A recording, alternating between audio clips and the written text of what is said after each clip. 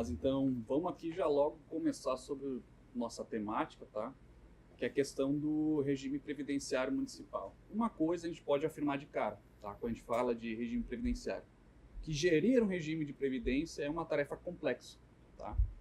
Não é fácil. A gente sabe as dificuldades dos gestores, sabe a necessidade de qualificação de servidores, sabe que às vezes o quantitativo de servidores não é o suficiente, né, naquele município, porque o gestor também ele vai ter que saber um pouco de atuária, vai ter que saber um pouco de investimentos, vai ter que saber, vai ter que conseguir controlar as contribuições previdenciárias, vai ter que encaminhar documentos para o Ministério da Previdência, tá? Então, o conjunto de atividades, né, de conhecimentos que são requeridos para gerir um regime próprio, torna toda essa temática algo complexo, tá?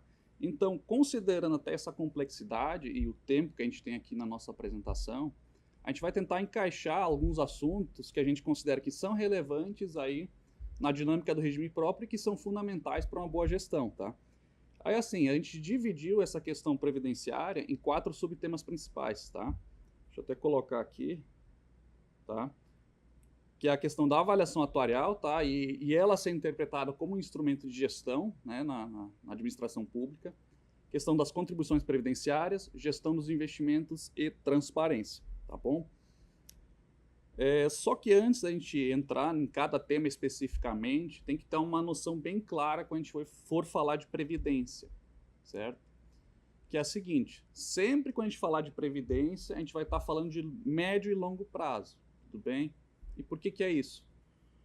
Porque, bem simplificadamente, por muitos e muitos exercícios, muitos e muitos anos, a gente vai pagar benefícios previdenciários, a gente vai pagar aposentadorias, a gente vai pagar pensões, tá? E esses benefícios, eles precisam ser financiados, tá? Então, em razão disso, quando a gente fala de temática previdenciária, a gente necessariamente vai estar falando de uma política pública de médio e longo prazo, tá?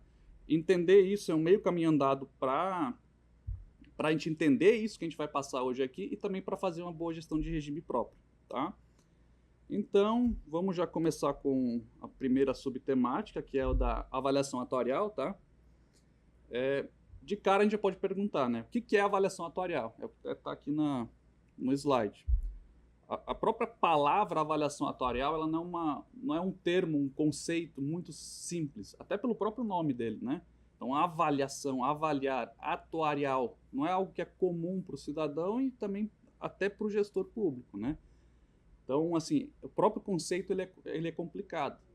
Só que a gente consegue deixar ele mais complicado ainda com uma definição um pouco quadrada, uma definição um pouco formal, tá? Que está aqui na tela, né?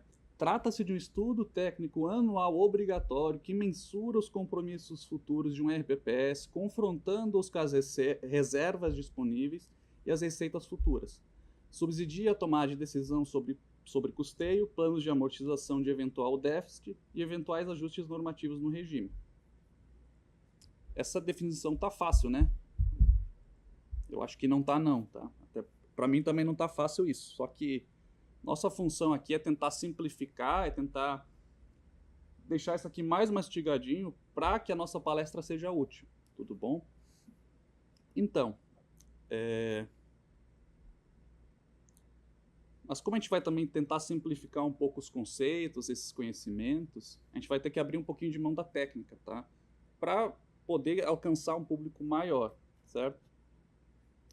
Então, para explicar isso aqui, a avaliação atuarial, é bom a gente começar por um exemplo, tá? Vamos pensar num município qualquer aí. Esse município ele tem um regime próprio de previdência instituído, ou seja, teve uma lei que instituiu previdência pública para os seus servidores efetivos, tá?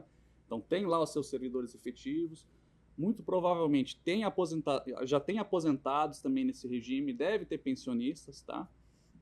Mas, considerando então que tem esse município, que tem um regime de previdência, qual é que é o contexto que vai entrar a avaliação atuarial? Ele vai fazer basicamente o seguinte, considerando que ela é uma política de médio e longo prazo, ela vai pegar todos esses dados desses servidores, todos os dados dos dependentes, vai pegar dados dos aposentados, vai pegar dados dos pensionistas e vai fazer alguns cálculos, tá? Primeiro vai fazer um cálculo de quanto é o valor que vai se despender, quanto que é o valor que vai se gastar né, nesses benefícios previdenciários hoje e no futuro. Vai fazer uma estimativa por meio de cálculos estatísticos, ok? E, junto com esse primeiro cálculo, vai fazer um segundo cálculo, tá? Que é, basicamente, verificar quanto que são as receitas futuras, tá? Essas receitas elas vão derivar das contribuições previdenciárias, principalmente, e também dos rendimentos dos investimentos, certo? E aí, com esses dois cálculos feitos já, vai depois fazer um comparativo, certo? Que comparativo é esse? Vai ver, basicamente, as receitas futuras, elas vão conseguir cobrir as nossas despesas futuras? Se não, se conseguirem cobrir, a gente vai dizer que é um superávit atuarial. Receitas futuras mais investimentos, se forem maior que as despesas futuras, tem um superávit atuarial, tá? Se elas forem iguais, a gente vai ter um equilíbrio atuarial. E por último, que é a situação da maioria dos municípios, tá? De todo o Brasil, que é a questão do déficit, tudo bem? Que é quando as despesas futuras elas são maiores do que as nossas receitas futuras, tá? Só que assim, a gente tem que só reforçar uma coisa antes, quando a gente está dizendo de resultado atuarial, superávit atuarial, né? Que é não confundir isso com a questão do resultado financeiro, tá? Esse resultado financeiro é o cálculo só de um exercício. O resultado financeiro é um cálculo de curto prazo. Quando a gente está falando de cálculo atuarial, a gente tem que sempre associar o cálculo de longo prazo, tá bom? Deixa eu ver. Mas aí, voltando aí para o nosso caso hipotético, né, desse RPPS do município que está em situação de déficit, tá? Então, a avaliação atuarial, ela fez essa primeira constatação, fez esse cálculo, esse comparativo, né? E, consequentemente, verificou, atestou que aquele regime está em déficit. Mas aí eu pergunto, a avaliação ela só serve para atestar uma situação? Não. Ela, como a gente está querendo passar aqui para vocês, ela tem que ser interpretada como um instrumento de gestão, certo? E ela, como instrumento de gestão, quando ela for constatar esse problema, esse déficit futuro, ela vai ter que propor, né, uma solução. E essa solução, basicamente, é um plano de custeio, né, que é para resolver esse déficit, certo?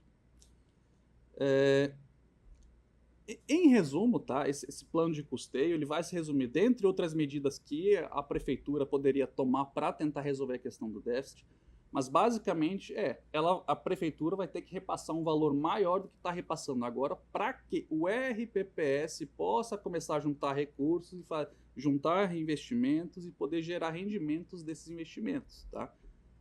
Mas aí, claro, você gestor aí do RPPS, até prefeito, poderia perguntar assim, mas por que eu vou me preocupar em repassar um valor maior do que as próprias aposentadorias, né? Eu vou ter que me preocupar com o futuro, com a questão de longo prazo, se eu sou do presente. Eu tenho que me preocupar com o presente, né? Só que veja, como a gente mencionou no começo, e é uma questão que é inerente à questão previdenciária, para que ela tenha efeitos, né, para que as medidas elas possam ter efeitos, elas vão só ter efeitos no médio e longo prazo, porque a política previdenciária é inerentemente uma política de longo prazo, tá? Então, se a prefeitura ela começa a repassar uns valores maiores do que ela está repassando hoje, né, um valor adicional, o RPPS ele começa a juntar recursos, esses recursos vão ser investidos e vão gerar rendimentos e posteriormente, no médio e longo prazo, vai causar o desencargo da prefeitura, tá? Porque em vez de estar repassando contribuições previdenciárias lá na frente, o RPPS vai estar se autofinanciando com aqueles investimentos que ele já fez, né, que vai estar gerando rendimentos financeiros, tá? Então, essa é a lógica, certo? Então, vamos pensar aqui no nosso exemplo que tenha sido proposto um plano de amortização por aportes, tá? Que é como a gente falou, né, vai ser um valor aqui que tem que ser repassado mensalmente pro RPPS, um valor adicional daquilo que ele já repassa nas suas contribuições normais, tá? Só que isso vai ter impacto aí na questão orçamentária, fiscal, financeira do próprio ente.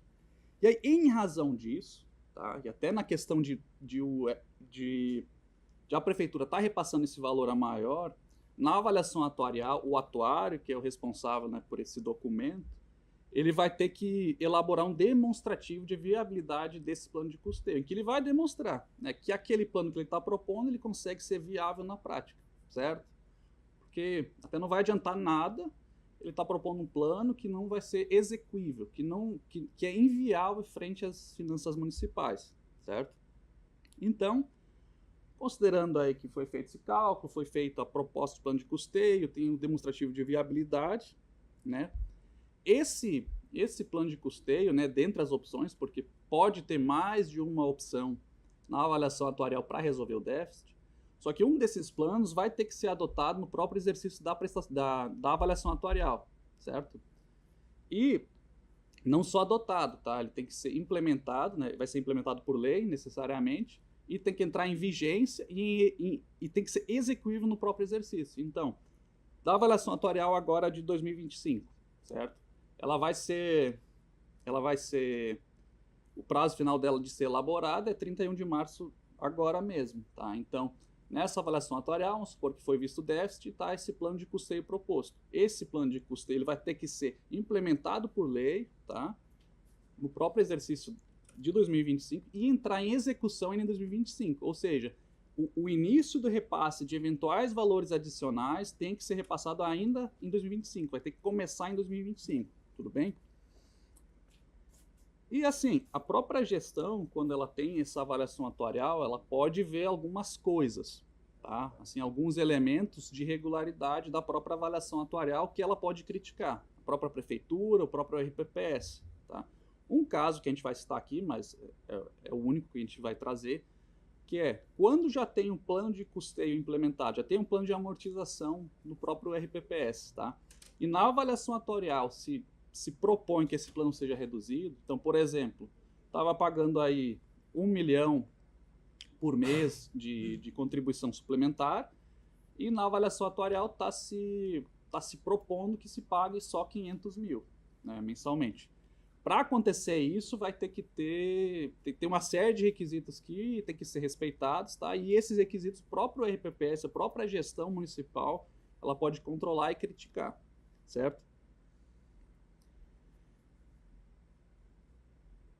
Então, assim, para finalizar já esse primeiro tópico, né, nessa questão da avaliação atuarial, tá? Que ela é muito mais do que um mero documento, ela não é só uma formalidade legal, ela tem que ser pensada como um instrumento de gestão, certo? Que ela vai tentar trazer minimamente condições que tornam aquele regime de previdência viável, certo? Porque se não tiver nenhum plano que consiga acabar com esse déficit, então a gente não pode falar que a gestão previdenciária é boa, tá? Então, a gente já vai finalizar agora esse tópico de avaliação atuarial, a gente vai entrar no próximo, tá? Que a gente vai falar sobre contribuições previdenciárias, e esse tópico de contribuições, ele tem uma relação que é bem próxima, né, com a da avaliação atuarial. Porque a avaliação atuarial, a gente está aqui fazendo todo esse caminho, né, de que vai ter um plano de custeio que está sendo proposto, que vai ser implementado no plano de custeio, né, que é basicamente esses recursos que têm de ser repassados para o RPPS para ele se financiar. Então, basicamente, tu tem o plano de custeio implementado por lei, que é um primeiro passo, só que o segundo passo é o efetivo controle, né, desse plano de custeio, o efetivo controle das contribuições previdenciárias. Porque de nada vai adiantar você ter implementado, né, um plano que vai cobrir o déficit, só que, ao mesmo tempo, ele não está sendo executado na prática. Então, é isso que a gente está trazendo aqui, essa importância, né, do efetivo repasse desses recursos. Tá? Enfim, aí o RPPS vai ter que controlar as alíquotas, tem que ter um controle interno aí das bases de cálculo, aí dos órgãos, né, que devem para o RPPS as contribuições previdenciárias, e tem que controlar as contribuições previdenciárias especificamente, certo? E os próprios órgãos, eles vão ter que ter importância, né, de repassar essas contribuições no prazo correto e no valor correto. Tá? Claro que aí, assim, você, gestor, poderia estar até pensando, bom, mas se eu não repassar no mês, ou eu só repassar lá no fim do ano, que diferença vai fazer isso, né? Ou seja, eu tô estou com outras prioridades agora aqui, é difícil, então eu vou abrir mão de repassar essas contribuições e eu vou repassar só daqui a 12 meses. Tá? Eu vou estar repassando de qualquer jeito, você poderia pensar, né? Só que isso aí cria alguns problemas, tá? E o principal é esse aqui que a gente vai mostrar aqui nosso slide, tá? Que quando algum órgão, a gente colocou prefeitura aqui, mas interpreta como qualquer órgão, ele não repassa as contribuições previdenciárias, o que se subentende? Tá? Que o RPPS ele ia usar aqueles recursos para investir, ele ia tentar gerar rendimentos com aqueles recursos, tá? E como esse recurso não foi repassado no prazo correto, no prazo adequado, ele não vai conseguir gerar eles, tá? Questão lógica que acontece. E aí, como ele não está conseguindo gerar os recursos que seriam necessários para uma adequada, para tornar o regime viável, então esses rendimentos financeiros eles vão ter que ser cobertos pela prefeitura, por juros e multa da prefeitura. Então, indiretamente, quando a prefeitura não repassa no prazo, quando o órgão não repassa no prazo as contribuições previdenciárias, ela vai estar assumindo um ônus que inicialmente não era dela. Tudo bem? Aí assim, vamos pensar aí que não repassou, né? Você poderia pensar em outro caso. Bom, a gente não repassou as contribuições previdenciárias, mas a gente está fazendo um termo de parcelamento. Tá? Aí já resolve também, né? Não, também não vai resolver. Por quê? Porque cai nesse mesmo problema das contribuições não repassadas. Porque vai estar se postergando para o futuro um valor que já era para ter entrado no RPPS e que o RPPS já era para ter gerado rendimentos, né? E que vai novamente causar ônus e encargos para a prefeitura. Tá? Enfim, o próprio RPPS ele não pode ficar vivendo de parcelamento. Parcelamento tem que ser uma exceção, não a regra, tá? Como já acontece em alguns regimes. Enfim, essa parte sobre contribuições previdenciárias é uma questão tão básica, né? Tão fundamental, que se não estiverem sendo repassadas no prazo, no valor correto, a gente não tem como novamente falar de uma boa gestão do regime previdenciário. Por isso ele tem que ser levado a sério também esse assunto, tá? Porque nada adianta você ter um plano de custeio que amortiza o seu déficit, que resolva o seu déficit, só que esse plano não está sendo implementado, tá? Na prática. Enfim, então até falando sobre essa questão aqui dos rendimentos e fazendo um gancho com isso que a gente está falando agora, a gente vai entrar num outro tema, desses 4 que a gente está se propondo para apresentar, que é de investimentos, tá? Então, só para traçar aqui de maneira sistêmica aqui o que a gente está apresentando. Primeiro, a gente falou sobre a questão da avaliação atuarial, né? A importância de se implementar um plano de custeio, né, que muitas vezes está derivado dessa avaliação atuarial. Segundo, do efetivo controle desse plano de custeio, do efetivo controle das contribuições previdenciárias. E agora a gente entra, né, considerando que já tem essa questão toda resolvida, a gente entra na questão de gestão de investimentos, que é efetivamente você conseguir gerir adequadamente esses recursos que vão se acumulando, tá? Só tomar uma água antes de seguir.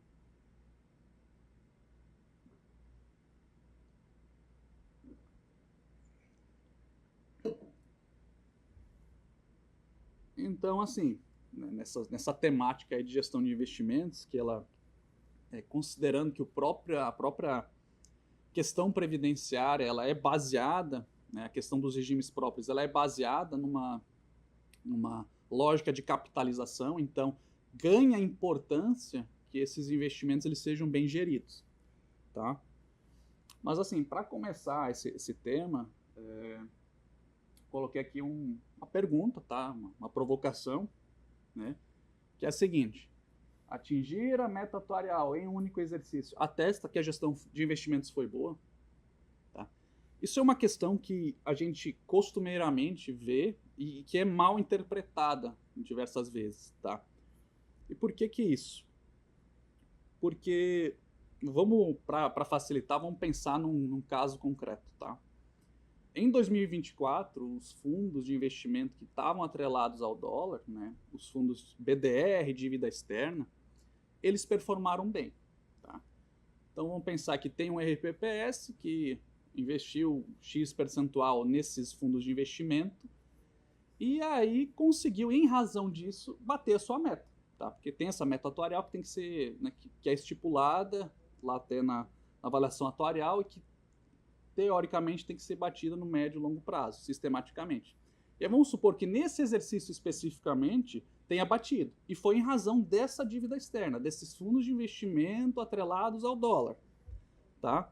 Só que, quando a gente for analisar as razões desse investimento, a gente vai lá ver as análises que foram feitas, não tem nada dizendo, nada justificando por que investir em dólar, por que a razão, né, desse investimento, por qual a expectativa de se investir no dólar que vai ajudar a gente a bater a carteira. Não tem nada. A gente olha as autorizações de aplicações e resgate, também não tem justificativa nenhuma. Tá? A gente olha as atas do comitê de investimento, nenhuma menção, ou se tem uma menção a gente aprova essa aplicação, mas não justifica nada. Então, o que a gente começa a subentender disso? Que aquele ato, aquela decisão de se ou manter naquele fundo de investimento ou de aplicar naquele fundo de investimento de dívida externa, de dólar, foi simplesmente aplicou. Não tem justificativa nenhuma. Então, se ele simplesmente aplicou, então, consequentemente, a gente não consegue interpretar aquilo de que aquilo foi feito com técnica, com racionalidade. Então, se não foi feito com técnica, esse resultado está dependendo muito do acaso, tá? Porque da mesma forma que subiu, né, em 2024, poderia ter caído. E não tem interpretação nenhuma sobre esse fato, tá?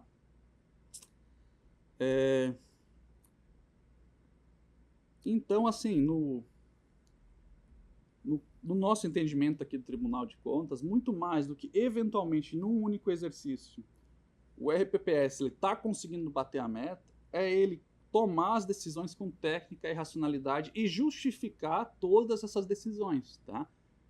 Certo? Então, enfim, depois dessa breve introdução, a gente vai falar sobre as normas também que são aplicáveis,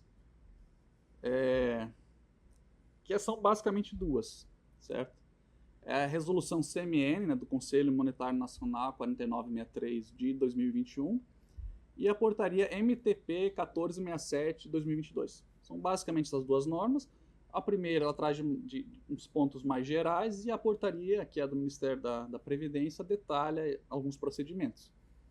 Ambas as normas, essas duas normas, elas vão trazer princípios que são aplicáveis, tá? Tem princípio aí da solvência, princípio da motivação, princípio da transparência, princípio da adequação da natureza, das aplicações da natureza de suas obrigações, princípio da rentabilidade, tá? Só que aqui, assim, para a gente tentar trazer algo prático, a gente não vai falar tanto sobre princípios, mas muito mais sobre os procedimentos que a gente consegue extrair da portaria 1467, tá? Lá tem diversos artigos que tratam sobre gestão de investimentos, certo?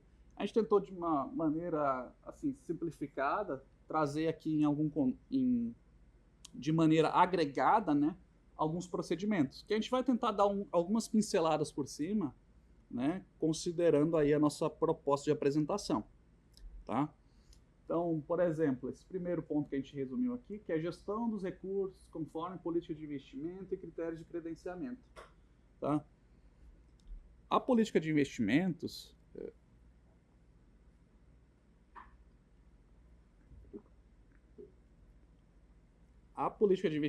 ela é um documento, um instrumento que ele é muito importante, né, na gestão do regime próprio.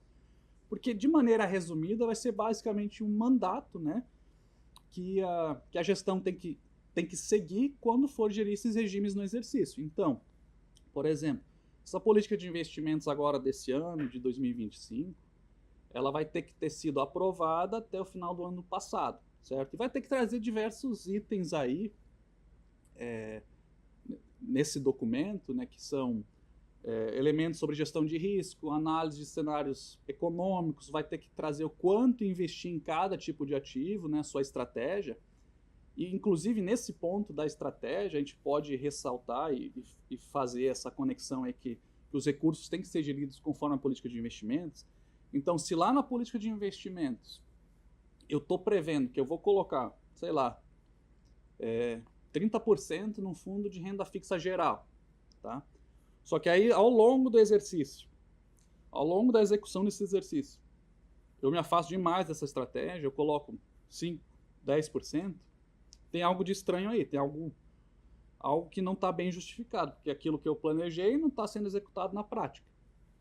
Contudo, claro que o cenário econômico pode ter se mudado e aquilo que eu pensei que ia acontecer no exercício, aquele cenário que eu tracei em 2024, pode não se realizar na prática. E aí o que eu poderia fazer nesse caso? Olha, você poderia alterar a política de investimentos, só que dependendo da dinâmica do regime próprio, isso não seria algo rápido, porque precisaria de aprovação do próprio Conselho de Administração, Conselho Deliberativo, ou se estiver dentro aí dos limites mínimos e máximos que estão estabelecidos na própria política, eu posso justificar em algum documento, né, documento formal, que em razão de mudança de cenário econômico, a nossa estratégia que a gente inicialmente traçou, ela não vai poder ser executada. Mas tudo tem que ser muito bem justificado, tá? E aí se encontra exatamente naquele uma materialização daquele princípio que a gente falou antes, que é o da motivação, tá?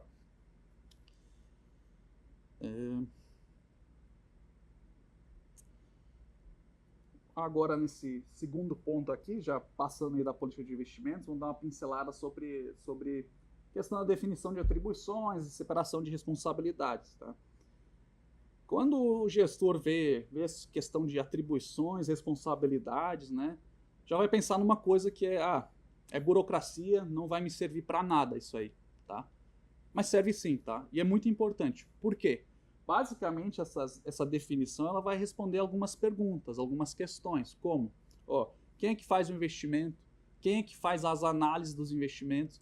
Quem faz as análises de riscos, tá? Como é que o comitê de investimentos efetivamente participa da gestão de investimentos, tá? Precisa de aprovação do comitê de investimentos para todas as aplicações ou só para algumas, né? O Conselho Fiscal tem algum papel na gestão de investimentos? O Conselho Deliberativo poderia aprovar determinados tipos de modalidade de aplicação? Então, tudo isso vai ajudar na questão da governança do RPPS, em que cada parte vai saber o que vai ter que fazer adequadamente e vai estar tudo definido, certo? Mas claro que não tem um modelo pronto sobre essa definição de responsabilidades, tá? A própria portaria ela deixa isso em aberto, não tem um modelo fechado. E aí o que acontece? O próprio RPPS, considerando aí a realidade do seu município, considerando a realidade dos servidores, quantitativo de servidores que estão lá no RPPS, ele vai ter que adequar esse modelo à sua realidade, certo? Mas aí assim, vai adequar a realidade, mas sempre tendo em vista os princípios dessas normas gerais que estão nessas normas. E aí até nessa questão aí de estruturação da gestão dos investimentos, né, que tem a relação aí com controle de qualidade de documentação, e regras, procedimentos e controles internos. É interessante que todas as análises que são feitas, isso esteja tudo formalizado, tá? E as próprias atas do comitê de investimentos, elas têm que estar completas, certo? Todas as discussões feitas vão ter que estar lá. Por quê? Se algum órgão de controle for tentar verificar as razões de investimento de alguma aplicação financeira, ele vai se recorrer a essas atas, tá? E se não tiver nenhuma informação sobre as razões que motivaram a aplicação, em tese, elas não existiram, tá? Claro que lá você pode fazer um resumo na própria ata sobre o que ela tratou, né? Mas é bom detalhar tudo, né, no corpo dela.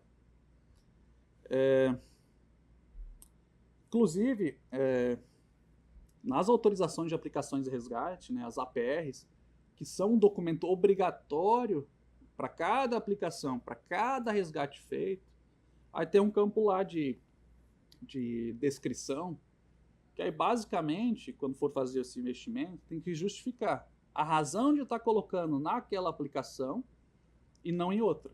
Então, por exemplo, eu estou nesse mês agora, sobrou aqui uns recursos, eu vou colocar isso no fundo de ações, né? Vou colocar os recursos do RPPS em fundo de ações, um percentual. Mas por que eu estou colocando em fundo de ações? Por que eu não estou colocando no fundo de renda fixa, né? E por que eu estou colocando no fundo de ações desse banco amarelo aqui? Por que não no banco laranja, no banco azul? Tá? Então, são tudo razões que têm que estar justificadas na própria PR e também é interessante que já estejam justificadas previamente em algum documento, certo? Aí, assim, nessa questão aí de governança do RPPS, de justificativa das decisões que são tomadas, alguns RPPS, eles têm algumas boas práticas que vale compartilhar aqui, que é, por exemplo, quando vai fazer algum investimento, esses RPPS, eles criam um processo online, né, no sistema interno de controle de processos. Alguns usam o sistema SEI, né, e aí cria esse processo e dentro desse processo joga-se todos os documentos que têm relação com aquela aplicação. Então, cria-se o processo SEI, aí joga lá a ata do Comitê de Investimentos que aprovou a aplicação, joga todas as análises que são relacionadas com aquela aplicação, joga a APR, joga as APRs, tá? E tudo que tem relação com aquela aplicação financeira feita, tá? Então, assim, eu trouxe só algumas pinceladas sobre a gestão de investimentos, tá? Aqui a gente tem uma sistematização. Tem até aqui a questão da possibilidade de contratação de consultoria, mas isso não exime também a gestão dos investimentos, porque, em tese, é uma gestão própria que está sendo feita, tá? Mas, enfim, com tudo isso que a gente falou, a gente tentou trazer esses insights práticos aí sobre gestão de investimentos, tá? A gente tentou trazer também a relevância da gestão de investimentos para a realidade do RPPS, para que ele alcance seus objetivos e para que tenha uma boa gestão, tá? Com isso, a gente já termina essa terceira subparte que a gente definiu, esse terceiro eixo.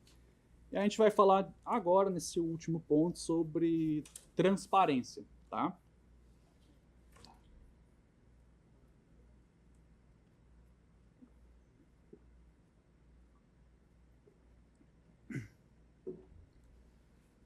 Esse também é um tópico que ele acaba sendo muito importante aqui, né, para a gente do tribunal e também é relevante na própria gestão do regime próprio, né? Novamente, a gente não tem como detalhar tudo aquilo dessa temática, mas a gente vai trazer alguns demonstrativos que até se relacionam com esses eixos que a gente definiu, o eixo de investimentos, o eixo da avaliação atuarial, o eixo das contribuições, e vai trazer os documentos que estão relacionados a esses eixos que têm que ser encaminhados para o Ministério da Previdência Social, certo? O Ministério da Previdência Social, se agora não me engano, ele tem dois sistemas principais, tá, para esse envio de documentos. Um é o CadPrev, outro é o GESCOM, tá? Todos esses documentos, esses demonstrativos aqui, eles têm que ser encaminhados para o CadPrev. O GESCOM é mais para o controle de normas, tá? Então, se tem alguma norma que altera algum item no regime próprio, ele vai ter que ser enviado para o GESCOM. Mas aqui a gente vai detalhar mais esses aqui do CadPrev, tá? Então, basicamente, a gente tem o DRA, tá? Que é o demonstrativo de resultados da avaliação atuarial. Ele vai sintetizar, ele vai consolidar, né, algumas informações, alguns dados da avaliação atuarial. E tem que ser enviado até 31 de maio, 31 de março, certo? A própria avaliação atuarial tem que ser feita até 31 de março e o DRA, que é o demonstrativo que é elaborado com base nela, até, né, nessa mesma data, tá? Então, a avaliação de 2025 tem que ser feita até agora, nesse fim de mês, tem que ser enviada esse DRA para o Ministério da Previdência. O segundo documento que a gente colocou aqui é o DPIM, tá? É o demonstrativo da política de investimentos, certo? Ele tem que ser encaminhado até 31/12 do ano anterior a qual ele se refere. Então, essa política de investimentos de 2025, esse DPIM de 2025, ele vai ter que ser enviado até 31/12, né? Ele já foi, na verdade, enviado, o prazo dele já venceu, 31/12 do ano passado, tá? O DIPR é o demonstrativo das informações previdenciárias e repasses, tá? Tem que ser enviado, ela é enviada bimestralmente, então, por exemplo, de janeiro a fevereiro, que é esse primeiro bimestre desse ano, você vai ter que enviar esse DIPR, que se refere ao primeiro bimestre, até o último dia desse mês de março agora, tá? E o último demonstrativo que a gente trouxe aqui é o DAIR, tá? Que é o demonstrativo de aplicações de investimentos, tá? Que tem que ser enviado até o último dia do mês seguinte ao mês a qual ele se refere. Então, o do mês de janeiro, né, os investimentos, as informações sobre os investimentos do mês de janeiro, as aplicações que foram feitas, os resgates que foram feitos, tem que ser encaminhados até o último dia do mês de fevereiro, que já passou, né? Então, o de fevereiro você vai enviar em março, março em abril, tá? Enfim, todos esses documentos, eles são enviados no sistema CADPREV que a gente mencionou, tá? A gente trouxe alguns deles aqui, tem mais coisa que o RPPS ele tem que publicizar, né? No portal da transparência, no próprio site, mas esses aqui, como eles têm relação com a nossa temática que a gente está falando, a gente evidenciou eles nesse slide, na nossa apresentação. Além da portaria 1467, cabe a gente ressaltar que a gente publicou em 2024 a resolução TC 230, tá? Que ela basicamente reforça que esses documentos, que esses demonstrativos, eles têm que ser enviados tempestivamente e de maneira adequada, ou seja, a informação tem que estar consistente, né, que está sendo encaminhada para o Ministério da Previdência e no prazo correto, tá? Então é bom você, gestor, você também conhecer essa resolução e já ter conhecimento dela, tá? Dar uma lida nesse instrumento normativo, tá? Enfim, a questão da transparência, ela não é só uma burocracia, tá? Ela que vai garantir que o RPPS não vai se tornar uma caixa preta, tá? Ela que vai estar passando essas informações para todo mundo, para os órgãos externos, para os próprios servidores, né? De como está o regime. Ou seja, aqueles pontos que a gente trouxe antes, questão da avaliação atuarial, de você ter um plano de custeio que é adequado, você está executando adequadamente esse plano de custeio, você está gerindo esses investimentos de maneira adequada, é a questão da transparência que vai evidenciar isso para o público em geral, certo? Então, é muito mais do que cumprir prazo e preencher formulário, né? Transparência é um desses pilares que a gente está trazendo aqui para vocês, certo? Enfim, então, tudo que a gente falou aqui, né, como a gente falou no começo, gerir um regime de previdência é uma tarefa que não é fácil, né? Mas, assim, com uma gestão séria, transparente, que toma decisões fundamentadas, isso se torna mais possível, certo? E, nesses eixos que a gente trouxe aqui para essa boa gestão, novamente ressaltando, a gente tem que ter um plano de custeio que seja adequado, a gente tem que executar esse plano de custeio, essas contribuições de maneira adequada, tem que conseguir gerir os investimentos bem, tá? Tem que tomar as decisões justificadas e tem que evidenciar isso para todo o público, né? Como é que está esse regime, tá? No fim das contas, a gente não tem uma fórmula mágica para um RPPS equilibrado e nem para, né, necessariamente para esse RPPS equilibrado, mas assim, o que a gente tem que ter é uma gestão séria, transparente e que se empenhe aí nessa gestão, certo? Então, assim, a gente acabou indo até um pouco rápido aqui, mas eu espero que na minha humilde participação eu tenha conseguido contribuir para esclarecer alguns pontos, né? E que tenha servido para trazer alguns insights práticos para vocês que têm essa nobre função de gerir os regimes de previdência nos municípios, tá? Então, obrigado novamente pela atenção e se tiver alguma dúvida, pode encaminhar e-mail para esse que está aparecendo aqui na tela, que é atendimento demacro@tcepe.tc.br. Então, mais uma vez, obrigado.